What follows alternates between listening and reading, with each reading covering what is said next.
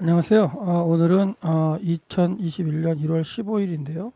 1월 1일부터 시작해서 오늘까지 매일 성경 사건을 살펴보고 있는데 처음부터 같이 이렇게 쭉 쫓아오신 분들은 계속해서 연결된 내용으로 설명을 들으실 수 있을 것 같아요. 그래서 올해 가능하면 어, 그 방학이 아니더라도 제가 이제 계속해서 이 날짜별로 사건을 한번 설명해 가보려고 하는데 시간을 내서 계속해서 앞 사건이랑 연결되는 내용으로 계속해서 이제 1년 정도 이제 그 살펴보시면 성경의 전체에 대해서 아마 많은 이해가 있으실 것 같아요. 그래서 한번 오늘은 1월 15일에 발생한 사건에 대해서 한번 살펴보겠는데 어, 어제 이제 14일 저녁, 그쵸? 14일 저녁, 14일 저녁이면은 하나님의 바뀐 그 원력 체계로는 15일이 시작하는 그 밤이죠. 그래서 이 15일이 시작하는 밤에 이제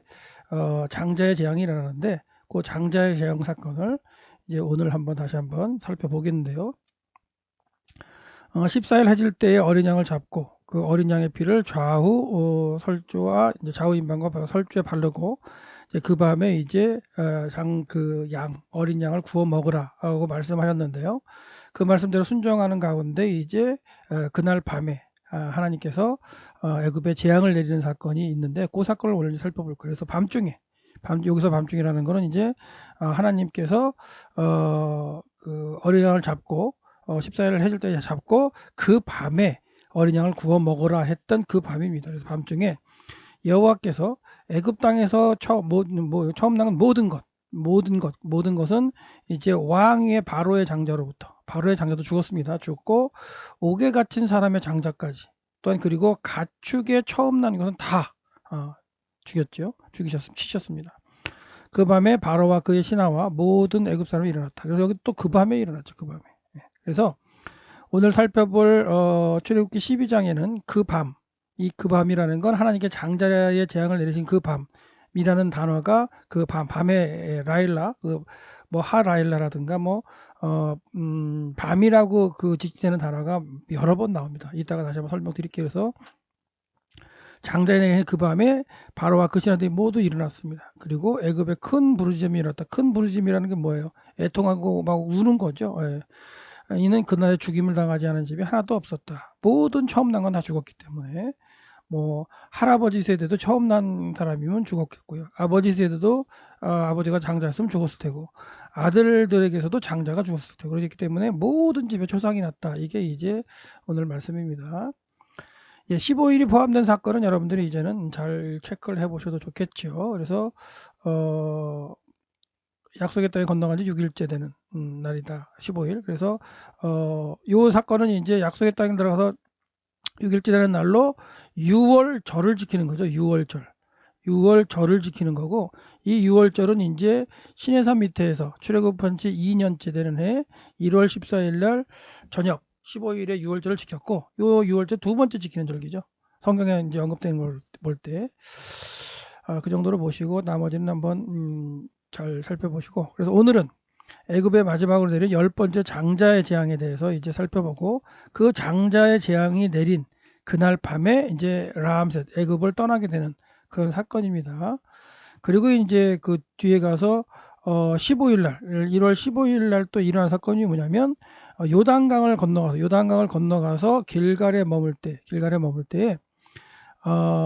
이제 길갈에 머물 때도 만나가 계속 내렸어요. 내리다가 만나가 그치게 되는 날이 이제 그 1월 14일까지 해서 만나가 내리고 그리고 이제 15일 날 14일 날 밤, 15일 날이 시작되는 그 밤에 이제 6월절을 지켰죠. 6월절을 지키고 그리고 그 다음 날 16일 날 이제 그 땅의 소산을 먹고 만나가 그치게 되는 사건이 있습니다. 그 사건까지 한번 설명해 보겠습니다. 그래서 여호와께서 애굽에 처음 난 것을 치시는데 하나님의 명령대로 이제 그 14일 해질 때에 어린 양을 잡았죠. 그리고 그 피를 좌우 설주와 임방에 이제 발랐어요. 그리고 그 집 안에서 어린 양을 불에 구워 먹고 쓴나물과 함께 무교병과 함께 먹는 그런 이제 15일 밤이 시작된 거고요. 그대로 순종했을 때에 그 밤에 이제 여호와께서 애굽의 모든 처음 난 것을 갖다가 죽이실 때에 이제 피를 바른 집의 문을 보면은 그 집은 이제 패스오버, 그 죽음의 사자가 넘어가는 거죠. 패싹 넘어가는 거예요. 죽음의 사자가 넘어갔다. 그래서 장자가 죽지 않았다. 그런 얘기인데 왕위에 앉은 바로의 그 아들부터 옥에 갇힌 사람의 장자까지 다 죽였다라고 말씀하시고 있어요. 그래서 애굽의 모든 집이 초상이 났다. 그렇게 됐고요. 그 밤에 초상이 난 그 밤에 바로와 그의 모든 신하가 이제 그 자다가 깬 거예요. 다 죽으니까. 그리고 애굽에 큰 울부짖음이 있었고요. 그리고 이제 모세와 아론을 불러서 떠나라. 명령을 하고 그 다음에 이제 이스라엘 백성들이 그 밤에 떠나게 되는 그런 상황인데 출애굽기 12장 29절을 보면 29절을 보면요. 그리고 그 밤에 한가운데가 되었다. 그래서 이 바하치 하라일라라는 그 밤의 한가운데. 그러니까 이걸 갖다가 이제 밤중에라는 표현도 되는데 하여튼간 밤이 깊었을 때 뭐 이런 표현도 되겠죠. 밤의 한가운데라고 이제 얘기하는데 바하치 하라일라 그 밤의 중간에 이제 그때가 된 거죠.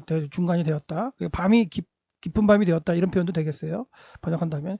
그리고 여호와께서 어선도치에서 주어가 강조가 되는데 여호와께서 애굽에 처음 난 모든 것을 치셨다. 이렇게 이제 여호와가 강조가 되고 있습니다.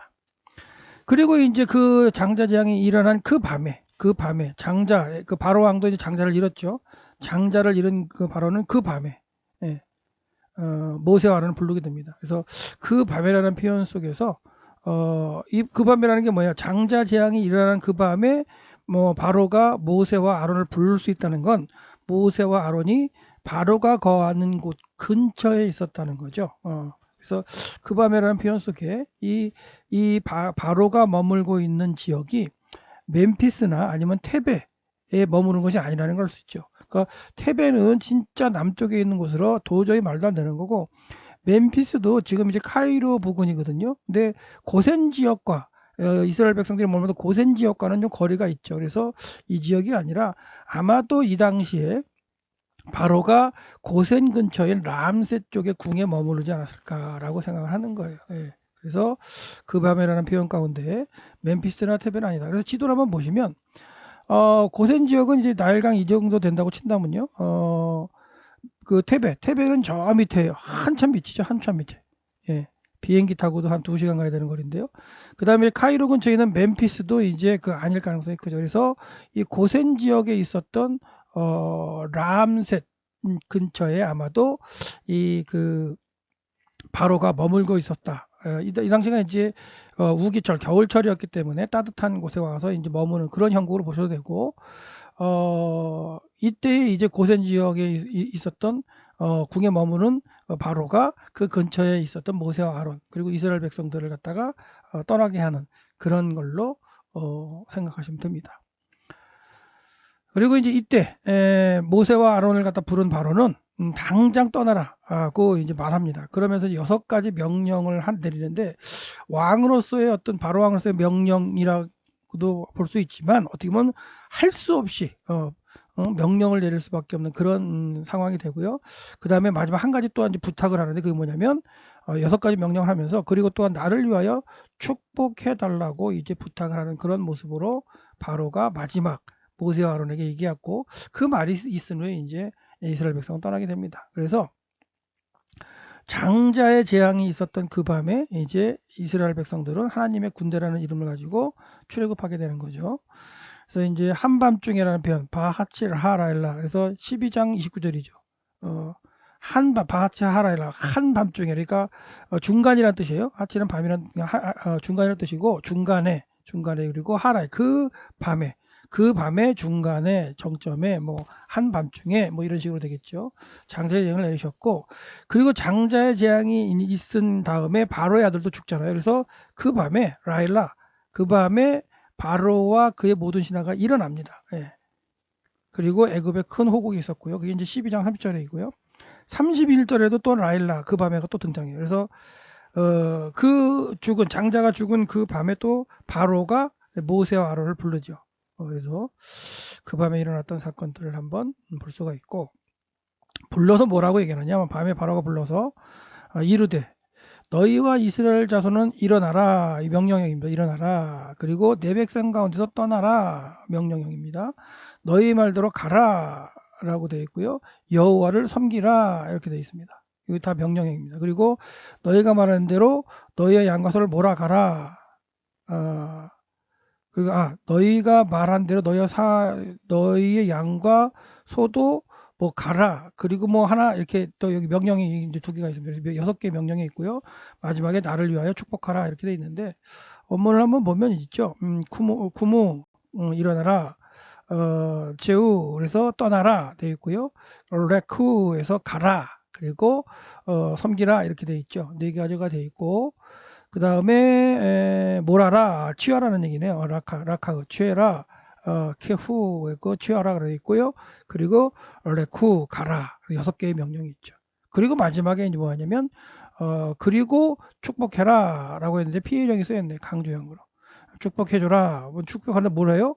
또한 나를 위해서 축복해라 이렇게 이제 그러니까 하나님께 가서 제사를 드리면서 나를 위해서도 이제 축복해라 이렇게 얘기를 하면서 6가지의 명령형의 말과 한 가지를 갖다 부탁하는 축복해달라 부탁하는 바로의 말이 맨 마지막 말이죠. 이스라엘 백성을 이제 구원하시려는 하나님의 10가지 재앙을 내리신 그 때에 바로의 말은 이렇게까지 변했죠. 처음에는 전혀 여호와 하나님께서 하시는 거에 동의하지 못했다가 그의 말이 중간중간에 바뀝니다. 바뀌다가 결과적으로는 일어나라, 내 백성과도 떠나라, 가라, 섬기라, 그 다음에 취하라, 그 다음에 가라 이런 식으로 되어 있죠. 그리고 마지막에 이제 나를 위해서 축복하라 이렇게 이제 되어 있다 그랬어요. 장자의 재앙을 만난 그 바로 왕은 그 밤에는 이제 14일 밤 애굽의 그 날짜로는 14일 밤이고 이제 하나님께 바꿔준 거로 본다면 15일 시작하는 밤이죠. 15일 시작하는 밤 아론과 모세를 불러서 일어나라. 그 다음에 떠나라. 그렇죠? 그리고 뭐 섬기라 이렇게 말씀했고요. 그리고 이제 이스라엘 자손들은 이제 14일 밤에 급히 떠나게 돼요. 그 밤에 바로. 그래서 이것은 이제 그 애굽 사람들도 막 재촉해서 막 떠나게끔 하고 그런 상황이었기 때문에 바로도 이제 명령을 내렸고 해서 그 밤에 떠나게 되는 건데 아마도 다 준비하게 하셨을 것 같아요. 하나님께서 모세를 통해서 다 이제 이야기를 해서 만약에 이런 일들이 벌어지고 14일 밤에 이제 장자재앙이 일어나면 너희를 떠나게 하게 할 거다. 그러면 이스라엘 백성들은 가가지고 구해라. 애굽 사람들한테. 그러면 애굽 사람들이 뭐 은근패물을 줄 거다. 뭐 이런 식으로 해가지고 이미 이제 얘기가 됐고 그대로 하나님께서 애굽 사람에게 이제 은혜를 갖다 주셔가지고 이스라엘 백성이 요구하는 때에 은근패물 그리고 의복, 양소, 육축들을 주게 했고요. 그러니까 막 널 다 빨리 가져 나가라. 더 이상의 이제 또 재앙이 임할 줄 모르기 때문에 그렇게 해서 이제 많은 재물을 끌고 이스라엘 백성이 나오는데 그것을 하나님의 군대라고 지금 모세는 기록하고 있습니다. 예. 그리고 이제 이스라엘 백성들도 발효되지 못한 반죽을 싸가지고 나와서 그걸 이제 한 달 동안 먹게 되는 이런 일정이 시작하게 되죠. 그래서 이제 장자 재앙이 있던 밤에 출애굽했다는 걸 이제 결론적으로 본다면 바로가 이제 나가라고 이제 명령을 했고 백성들도 이제 이스라엘 백성 요구하는 대로 은근패물을 다 줘가지고 빨리 떠나라 라고 했고요. 그런 일들이 다 있은 후에 모세가 기록하는 걸 보면 애굽에 거주한 지 430년이 마치는 그날이다 이렇게 표현하고 있어요. 그러니까 정확하게 애굽에 430년을 거했고 그 마치는 날에 이제 떠나는 그런 모습으로 이제 생각할 수 있겠죠. 그리고 42절에 보면 이밤 후하라일라 그러니까 이제 그 3인칭이죠. 3인칭 그 지시대명사 후하라일라 그 밤 또는 이 밤은 원문에는 여호와의 그것이다 이렇게 돼 있어요. 후 아도나이 이렇게 후하 아도나이 후레 아도나이인가 이렇게 돼 있습니다. 그래서 여호와의 그것이다. 근데 여호와의 뭐예요? 이제 밤이다 이렇게 번역을 했죠. 그래서 여기서 보시면 이는 여호와의 밤이다 이렇게 그 번역을 했는데 이걸 직역을 하면 이렇게 되는 거죠. 이 밤은 여호와의 그것이다 이렇게 직역할 수 있어요. 그리고 이제 하제라 아도나이 이렇게 돼 있죠. 그 다음에 이것을 이스라엘 백성들은 대대로 이제 지켜야 되는 그런 명령으로 하나님이 모세를 통해서 말씀하셨습니다. 그래서 장자 재앙이 있던 그 밤에 이스라엘 백성들은 출애굽하게 되었다. 그래서 출애굽 12장에는 그 밤에 대한 단어가 5번 정도 이렇게 되고, 그리고 지시대명사로도 이렇게 언급이 되면서 그 밤에 일어났던, 하나님께서 장자 재앙을 일으킨 그 밤에 일어났던 사건들을 묘사하고 있고, 그 밤이 결국은 여호와의 그것이다, 여호와의 그 밤이다라고 지금 모세는 기록하고 있다는 거. 여호와께서 그 밤에 행하신 여호와의 밤에 일어난 사건을 알아봤고요. 이건 성경에 나오는 이야기는 아니지만 이제 이집트의 성지 답사를 가면 스핑크 앞에 가면 이제 꿈의 비석이라는 그 비석이 서 있어요. 그래서 그 꿈의 비석이라는 이야기를 좀 해드리면, 스핑크스를 이렇게 자세히 살펴보면 이렇게 스핑크스가 있죠. 여기 뒤에 이제 쿠프왕의 피라미드가 뒤에 있고요. 그리고 이제 이 스핑크스가 앞에 있는데, 스핑크스 앞에 보면 이렇게 비석이 하나 서 있어요. 이렇게 이런 식으로 비석이 서 있죠. 이 비석이 이제 좀 크게 보면 이런 식으로 돼 있어요. 이런 식으로 이렇게 돼 있고, 이런 식으로 비석입니다. 그리고 그걸 확대하면 여기에 이제 글이 써 있는 걸 알 수 있는데, 여기에 이제 글에 이제 써 있는 게 그 내용을 갖다가 보면 투트모스 4세, 그러니까 이제 이 장자의 재앙이 있을 때는 투트모스 3, 그러니까 아메노테 2세죠. 그렇죠. 아메노테 2세 때에 그 장자의 재앙이 일어나요. 그리고 그 아메노테 2세의 그 아들이 장자가 있어, 그 아들도 죽습니다. 죽으니까 이제 왕이 못 됐죠. 근데 그의 동생 투트모스 4세가 이제 왕이 돼서 자기가 어떻게 왕이 될 수 있었는지 그거에 대한 기록을 이제 꿈의 비석에다가 이제 글을 갖다가 써놓은 거죠. 그래서 자신이 장자가 아니었는데 자기가 장자가 될 수 있었던 일을 갖다 기록하고 있는데, 이것이 자기의 형 장자였던 형이 장자 재앙으로 죽음으로 장자가 아니었던 자기가 이제 왕이 된 그런 이야기를 써 있다는 거예요. 투트모스 4세는 형이 한 명 있었다. 그래서 아메노테 2세가 모세하고 이제 대치할 때에 그의 그 아들 아메노테 2세의 아들이 이제 장자가 죽은 거죠. 그래서 투트모스 4, 사남인 투트모스 4세가 이제 아비를 이어 장자가 되었다. 그렇게 이제 기록이 되어 있고요. 카이로의 박물관에 가면 아메노텝 2세와 10번째 장자 재앙 시 죽었던 웨벤세누의 시순이 이제 한 관에 들어가서 있습니다. 그러니까 그렇게 이제 있는데, 그런 것을 본다면, 이 꿈의 비석 이야기를 본다면 장자 재앙이 분명히 애굽에 있었다는 것들도 어떻게 고고학적으로 증명하는 이야기가 될 텐데, 그런 내용을 갖다가 이제 들을 수 있는 거예요. 그래서 이제 이걸 정리하면 어떻게 되냐면, 스핑크스는 주전 4,600년 전에, 주전 4,600년 아니죠. 주전 2,600년이죠. 그러니까 지금부터 이제 4,600년 전에 카프레 파라오 시절에 만들어진 거예요. 만들어졌는데, 그 후에 이제 모래 속에 이제 파묻혀 있었다가 1,100년 정도 흐른 후에 투트모스 4세가 이제 그 여행을 하다가 모래 밑에 이제 스핑크스가 있고, 그 위에 이제 잠을 자다가 이제 꿈을 꾸게 된다는 얘기를 해요. 그래서 네가 나를 갖다 파내주면은 내가 너를 왕으로 만들어주겠다, 이런 전승이 있는데, 그래서 이제 꿈에서 깬 그 투트모스 4세가 그 자기가 자던 모래를 갖다 막 파보니까 이제 진짜로 그 스핑크스가 이제 나왔고, 진짜 그 스핑크스의 꿈의 말대로 형이 죽고 이제 자기가 왕이 되었다는 거죠. 그래서 그 내용대로, 꿈의 내용대로 이제 비석을 세워놨다. 그래서 그걸 꿈의 비석이라고 얘기를 합니다. 그래서 그런 내용이 있다라는 걸 생각하면서, 고고학적으로도 이제 꿈의 비석, 이런 내용들이 어떻게 본다면 장자 재앙을 또 설명하는 하나의 단초가 되겠다라고 생각할 수도 있습니다. 그래서 1월 15일 날 밤에 하나님의 밤이었고요, 장자의 재앙이 일어났다. 그리고 이스라엘 백성은 출애굽했다라고 보시면 되고요.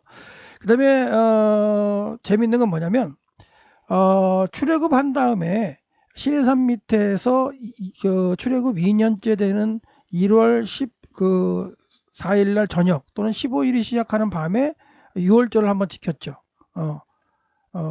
애굽에 있었던 유월 사건을 기념해서 처음으로 지킨 거예요. 지키고 바로 이때에 가나안 땅 약속의 땅에 들어갈 수 있었어요. 그 다음에. 근데 이 들어가서 또한 절기를 지켜야 되겠죠. 근데 정탐한 이후에 믿지 못하고 그 불평함으로 하나님께서 40년 동안 광야를 돌면서 다 죽게 하셨어요. 그리고 40년이 지난 후에 41년째 되는 해에 이제 첫 번째 달 10일 날 요단강을 건너게 되는 거죠. 그리고 어린 양을 이제 10일 날 준비했고요. 그리고 할례를 행해서 하나님 언약을 회복하고, 그리고 14일 날 해질 때 어린 양을 잡고요. 그리고 그 밤 15일이 시작하는 그 밤에 다시 유월절을 지키죠. 그래서 이때 유월절은 이제 두 번째 지키는 유월절 절기가 되겠고요. 약속의 땅에 들어와서 지키는 절기가 돼요. 그리고 이 유월절 절기를 지킨 그 다음 날 가나안 땅에 소사를 먹습니다. 그러니까 그 전까지는 만나를 먹는 거예요. 그래서 성경에 보면 유월절 이튿날 약속의 땅에서는 소산물을 갖다가 먹었습니다. 무교병과 볶음국수를 먹었습니다. 그리고 이후로 이제 7일 동안 무교절을 아마 지켰을 가능성이 크죠. 그래서 이렇게 한 다음에 하나님께서 약속의 땅의 소산물을 먹게 하신 그 다음 날 이제 만나를 그치게 하셨는데, 만나가 이제 언제까지 이제 내렸는가 한번 생각해 본다면 성부를 먼저 읽어보고요. 유월절 이튿날에 그 땅의 소산물을 먹되 그날에 무교병과 볶음식을 먹었다. 그리고 또 그 땅의 소산물을 먹은 그 다음 날 만나가 그쳤다. 이스라엘 사람들이 다시는 만나를 얻지 못했다. 그 해에 가나안 땅의 소산물을 먹었다. 이렇게 되어 있는데요. 마이모니데스라는 그 학자가 있어요. 유대인 학자인데요.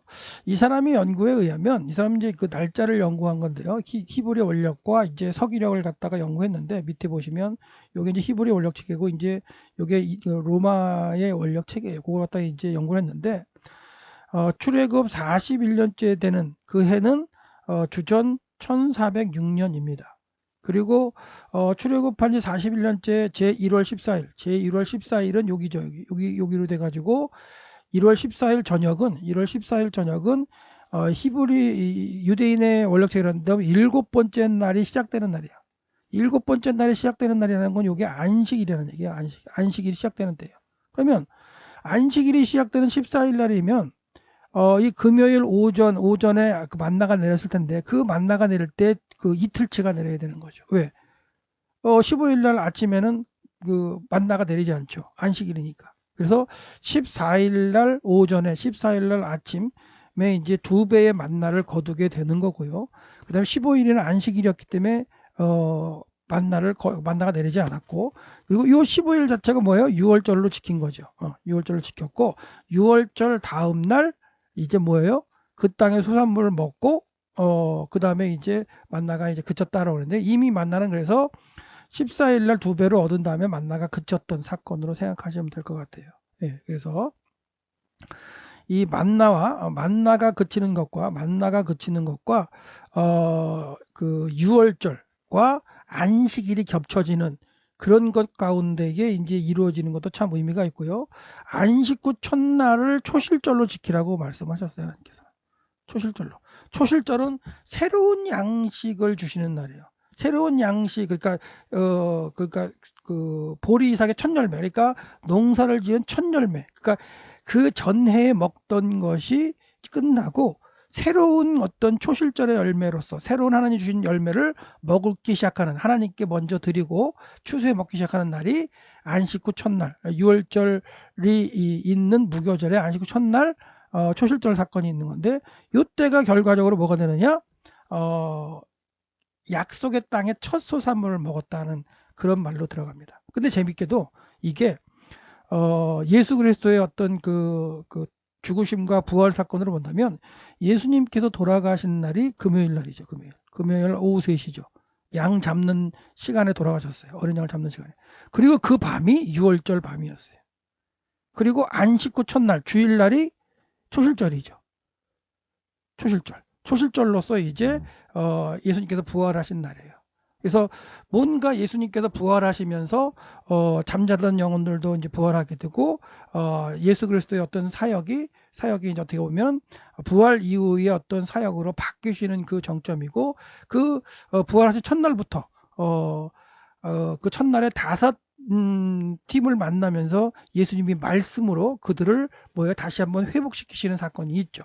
그러니까 예수님이 돌아가시게 되면 말씀으로 가르쳤는데 그 말씀을 깨닫지 못하고 내가 죽었다가 사흘 만에 부활하겠다는 말씀을 3번이나 했는데도 깨닫지 못했던 사람들 찾아가셔가지고 예수님께서 다시 말씀으로 가르치시면서 회복시키시고 그리고 그들이 이제 예수님께서 승천하실 때에 그 감람산까지 올리브산까지 오게 되고요. 그리고 예루살렘 떠나지 말고 기도하라 했을 때에 그 말씀에 순종해서 성령을 받게 되는 그런 사람들로 됩니다. 그래서 참 이 1월 14일 저녁과 그 다음에 15일이 시작하는 날, 그날이 안식일이면서 6월절이라는 사건이 이제 그 약속의 땅에 들어가서 처음으로 지킨 그 해에 그 날짜가 정확하게 만나는 그 의미가 있고요. 그리고 예수님께서 부활하셨던 때가 그 안식 후 첫날이면서 6월절이었던 그 다음 날이었다는 거. 이런 게 참 이 만나가 그치는 사건, 또한 장자의 재앙 사건, 그 다음에 유월하는 사건, 이런 것이 예수님의 이 그 공생의 어떤 마무리와 연결되고, 또한 돌아가셨다가 부활하시면서 새롭게 말씀을 주시면서 그들의 신앙을 다시 세우는 그런 과정과 이제 연결된다는 게 참 의미가 있습니다. 그래서 오늘은 1월 15일인데 더 자세한 얘기는 제가 이제 짧은 시간이 없기 때문에 못하고 여러분이 계속해서 이제 매일매일 이렇게 조금씩 이제 듣는다면 이런 내용들을 제가 그 곳곳에서 하면서 연결시켜 드리는 날이 있을 겁니다. 그래서 오늘은 1월 15일 사건을 한번 생각해 보셨는데 15일 사건 애굽에 장자가 있었던 밤에 있었고요. 그 다음에 그 밤에 출애굽을 했다. 그리고 출애굽한 지 41년째 되는 해에 1세대는 다 죽고 19세 이하와 그 다음에 광에서 난 그 2세들이 약속의 땅으로 들어와서 요단강으로 들어와서 처음으로 하나님의 그 말씀대로 요단강에서 꺼내 12교도를 길갈에다가 세워놓고 그 다음에 마른 땅으로 건너왔다는 걸 기억하는 거죠. 그리고 어린 양을 준비하고 하나님의 말씀대로 할례를 행함으로 하나님의 내 언약을 회복하고 그리고 6월절을 지키는 사건이 있었고 그리고 6월절을 지킨 그 다음날 이제 약속의 땅에 첫 소산물을 먹게 되는 그리고 새로운 삶을 이제 들어가게 되는 사건을 살펴봤습니다. 그래서 그런 내용들이 이제 예수님의 생애와 연결되는 건 다음에 한번 또 다시 한번 보겠습니다. 자, 오늘은 여기까지 하겠습니다. 감사합니다.